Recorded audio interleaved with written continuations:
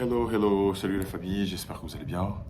Ici Christian Seri, vous êtes à Tout se passe en Afrique.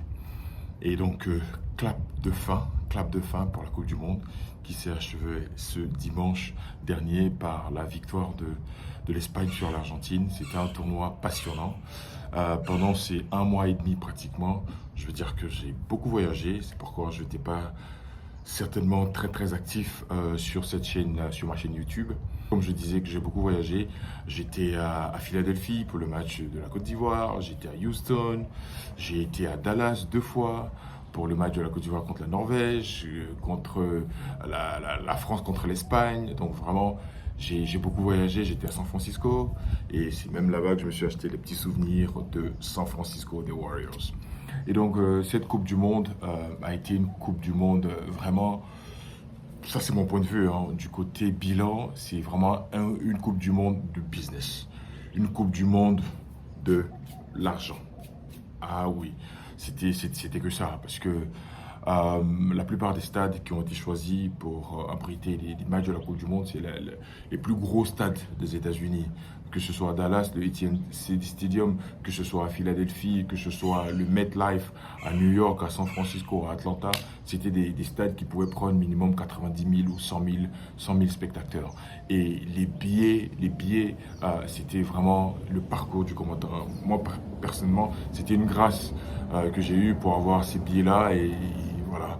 Et même pour la finale, le billet pour aller voir le match, il y a des billets qui allaient jusqu'à 25 000 dollars, 28 000 dollars. Et certaines personnes ont acheté ces billets-là.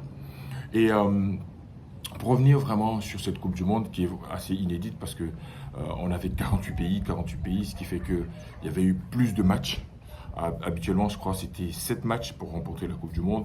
Et là, il faut maintenant faire 8 matchs pour pouvoir prétendre au titre de champion du monde. C'est-à-dire que quand tu es champion, tu l'as pas volé. Tu l'as pas volé. Tu es passé par des étapes et c'est fou, c'est fou. Quand on voit le parcours de l'Espagne contre le Cap-Vert 0-0, après ils se sont rattrapés et contre les grosses équipes, la France, je pensais que la France s'était plantée, mais non, la France s'était pas plantée. L'Espagne, c'est du solide, l'Espagne, c'est du costaud, l'Espagne, c'est du lourd. Ils ont fait le même chemin de 2008, ils étaient champions d'Europe en 2008. La Coupe du Monde 2010, ils l'ont remporté. Ils ont été champions d'Europe en 2024 et la Coupe du Monde 2026, ils l'ont encore remporté. Donc, l'Espagne, c'est une marque déposée.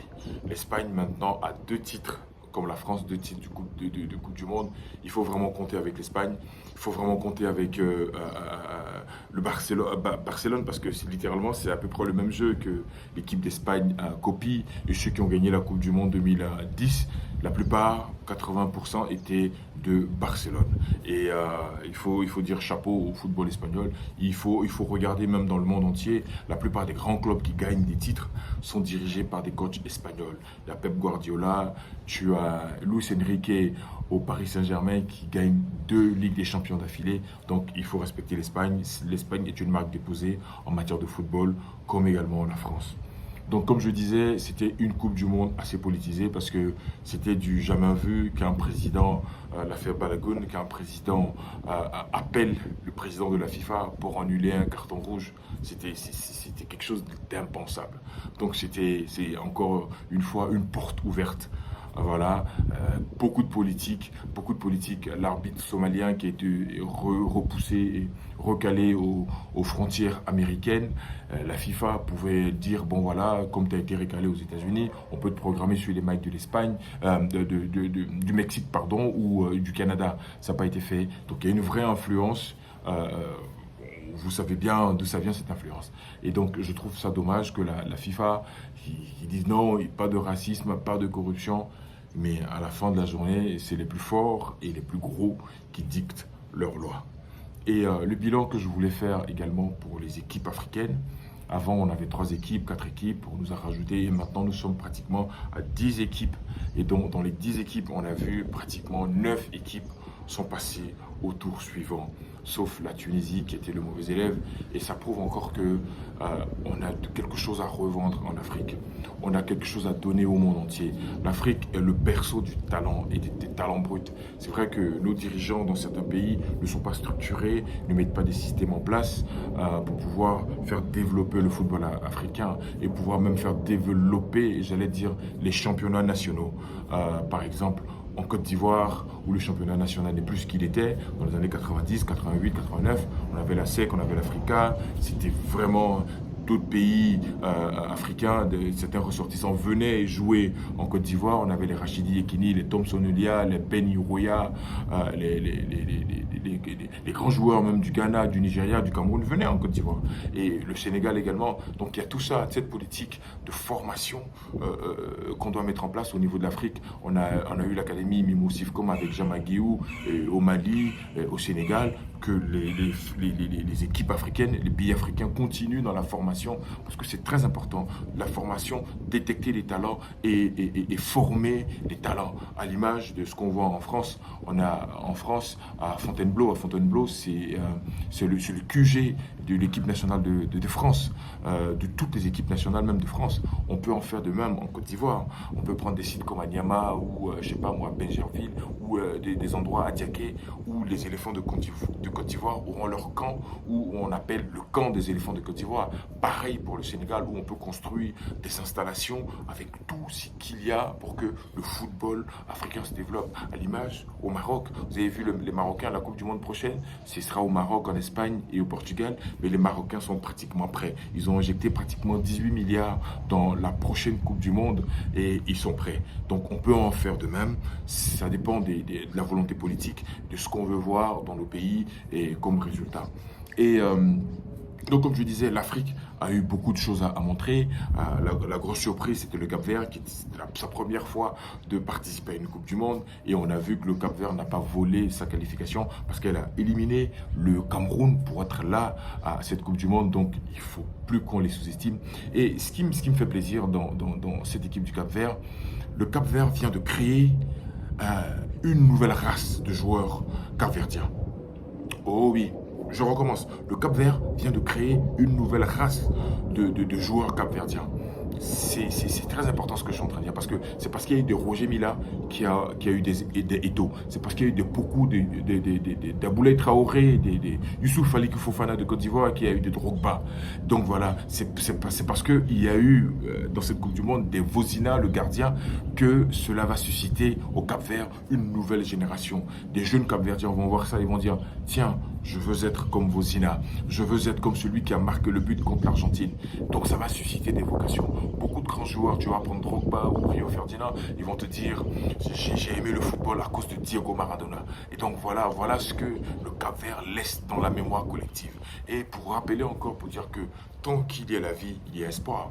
Vous avez vu le gardien capverdien, à 40 ans, il joue sa Coupe du Monde, on ne le connaissait même pas, mais la Coupe du Monde était une vitrine où il est venu être l'ambassadeur de son pays, par ses qualités, par ce qu'il a montré, par ses valeurs intrinsèques sur le terrain. Et c'est quelque chose d'important. Les gens ne savaient pas où se trouvait le Cap-Vert. À partir d'aujourd'hui, les gens savent où se situe le Cap-Vert, au large du Sénégal. Pareil pour le pays comme Curaçao. Curaçao, beaucoup de joueurs de Curaçao étaient frustrés avant d'être dans l'équipe nationale parce qu'ils se disaient, quand ils parlaient de Curaçao, personne ne savait où Curaçao se situait. Moi-même, personnellement, avant la Coupe du Monde, je ne savais pas où Curaçao était. Et grâce à cette équipe-là, je suis maintenant au courant. If you don't know, now you know. I know where Curaçao is. Je sais où se trouve le Curaçao. Et donc, c'est ça aussi la beauté de la Coupe du Monde. C'est ça vraiment ce qui nous fait courir.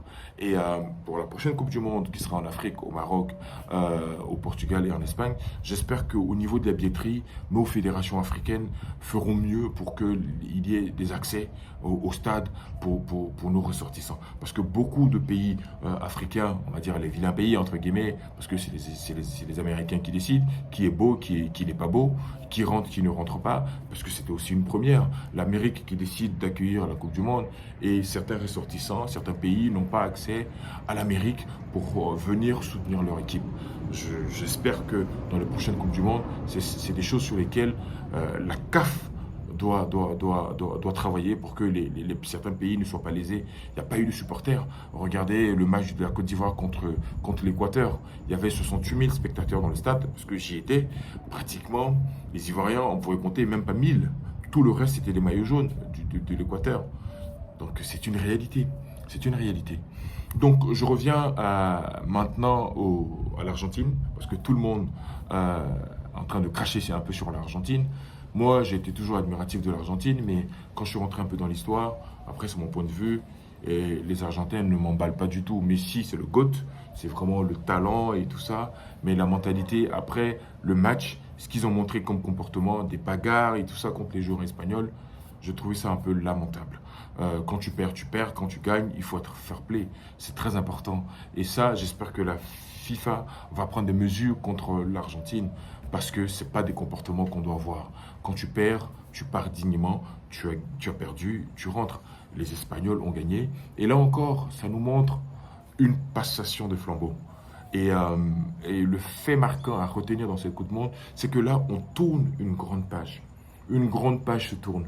Parce que Cristiano Ronaldo a 41 ans, je pense que c'était sa dernière Coupe du Monde.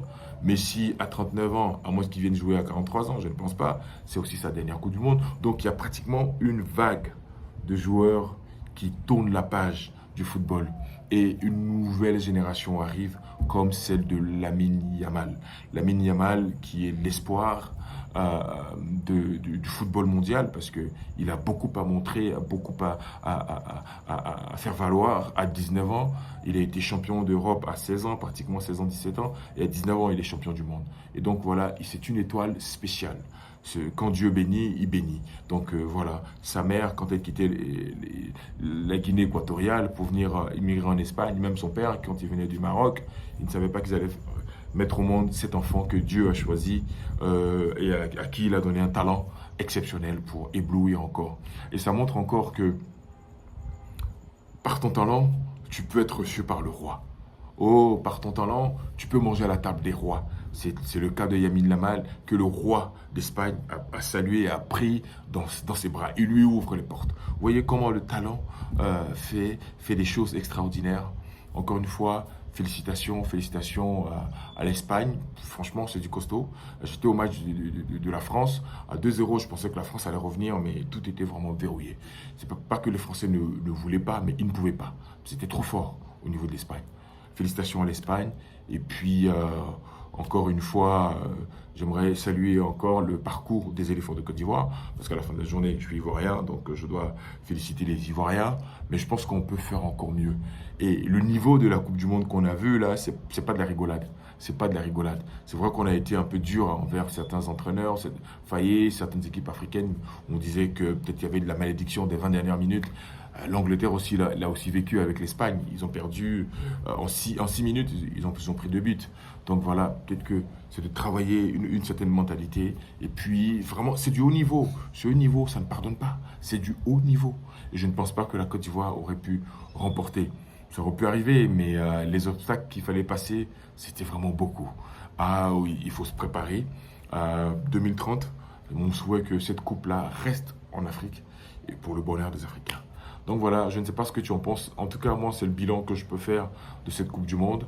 Voilà, elle est finie. Je vais reprendre mes activités d'agent immobilier parce que j'ai été vraiment beaucoup perturbé. J'ai beaucoup voyagé et je me suis découvert une passion pour le foot parce que je sais que j'aimais le foot. Quand j'étais en Europe, je pouvais passer tout un week-end le samedi à regarder le championnat d'Angleterre, le championnat d'Italie, le championnat d'Espagne et passer tout un week-end à regarder du foot. Et quand j'ai déménagé aux États-Unis et avec le décalage horaire, puis bon, après, bon. Les centres d'intérêt ont changé, ce qui fait que mes habitudes ont changé. Mais là, avec cette Coupe du Monde là, qui était à ma porte ici aux États-Unis, je me suis dit, attends, c'est une opportunité, ça n'arrive pas tous les jours. J'ai même fait la route. Hein. Depuis Phoenix, Arizona, j'ai conduit 14 heures pour aller jusqu'à Dallas pour suivre le match de la France contre l'Espagne. 14 heures. J'ai conduit et j'ai encore conduit 14 heures pour revenir. Donc voilà, je suis revenu mercredi à 4h, 5h du matin. Je me suis dit, waouh, c'est fou quoi, parce que mes billets, je les ai eus pratiquement la veille et que pour prendre le billet d'avion et pour aller à Dallas, c'était un peu juste. Donc je me suis dit, allez, il faut conduire. Voilà. dis-moi ce que tu en penses. Ici Christian, votre agent immobilier aux États-Unis. Donc pour ceux qui habitent aux États-Unis et qui ont des projets immobiliers, qui ont besoin d'aide ou de conseils, n'hésitez pas à me contacter. Et pour ceux qui sont aussi en Afrique, qui veulent investir en Amérique dans l'immobilier, n'hésitez pas également à me contacter. Donc voilà, likez, partagez, abonnez-vous et on se dit à très bientôt pour une prochaine vidéo. The magic is in the doing. Bye bye.